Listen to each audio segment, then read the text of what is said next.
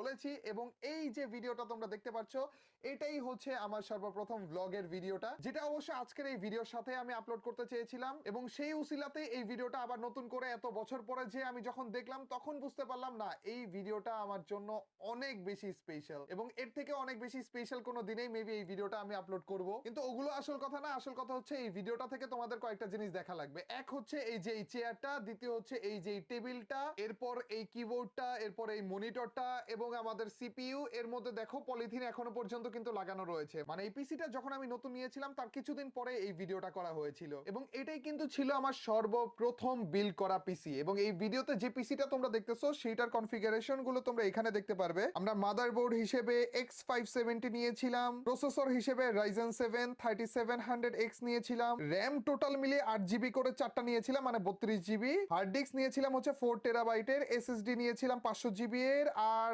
Graphics card হিসেবে ছিল 2070 super. এবং এই পিসিটা বিল্ড করা হয়েছিল 2020 সালে। ওই টাইমে কিন্তু আমার সর্বপ্রথম পিসিটা আমি বিল্ড করি, এবং সেই সময় হিসেবে কিন্তু খুবই ভালো একটা পিসি আমি বিল্ড করি। এখন এই জিনিসগুলো কেন আমি তোমাদেরকে বলতেছি, আমার এই সর্বপ্রথম বিল্ড করা পিসিটা কিন্তু বিল্ড করা হয় 2020 সালে, আর এখন 2026 চলতেছে, কিন্তু তারপরেও এই যে টেবিলটা দেখতেছো আমি কিন্তু এখনো পর্যন্ত ওই টেবিলেই রয়েছি।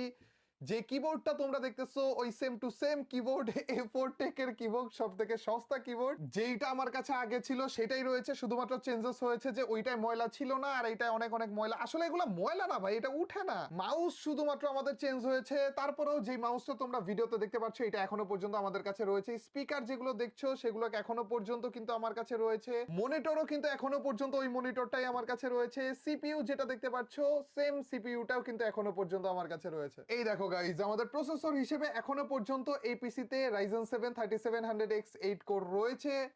মেমোরি হিসেবে এখনো পর্যন্ত ওই যে 32 GB লাগিয়েছিলাম, 32 GB এনাফ, অবশ্য 32 GB রয়েছে। হার্ড ডিস্ক আমরা নিয়েছিলাম হচ্ছে 4 TB এর, এখনো পর্যন্ত 4 TB রয়েছে। এসএসডি কিন্তু আমরা নিয়েছিলাম হচ্ছে 500 GB এর, 500 GB রয়েছে। জিপিইউটা দেখো এখনো পর্যন্ত কিন্তু 2070 সুপারটাই রয়েছে। এই হচ্ছে আসলে কাহিনী। আমি আমার জীবনে সর্বপ্রথম যে পিসিটা বিল্ড করেছিলাম 2020 সালে, সেই পিসিটাই এখনো পর্যন্ত সেম টু সেম অবস্থাতে আমার কাছে রয়েছে, যার কারণে আমি তোমাদের জন্য এত দিন পর্যন্ত কোনো রকমের সেটআপ ট্যুর বানাইনি, শুধুমাত্র এই একটা সেটআপ ট্যুরই বানিয়েছিলাম। বলা যায় যে সর্বপ্রথম ব্লগ যেটা আমরা করেছিলাম, এবং এই ভিডিওর ভিতরে অবশ্যই আমি বলে দিয়েছিলাম যে এই ভিডিওটা আসলে আমার জন্য অনেক বেশি স্পেশাল, তো আমি যেন সব থেকে বেশি স্পেশাল কোনো মুহূর্তে এটা আপলোড করি, যার কারণেই আমি এই ভিডিওটা আজকে আপলোড করতে পারছি না। বলা যায় যে এই ভিডিওটা যদি আজকে আপলোড করি তাহলে আমার অতীতে ট্রিপল এর সাথে ধোকা দেয়া হবে। তো আপাতত এটা আমরা রেখে দিলাম আরো অনেক স্পেশাল কোনো একটা দিনের জন্য, আল্লাহ যদি বাঁচিয়ে রাখে তাহলে ইনশাল্লাহ এটা অনেক স্পেশাল কোনো দিনে আপলোড হবে। তো এটাই যে আমি আমার সেটআপে কোনো রকমের আপডেট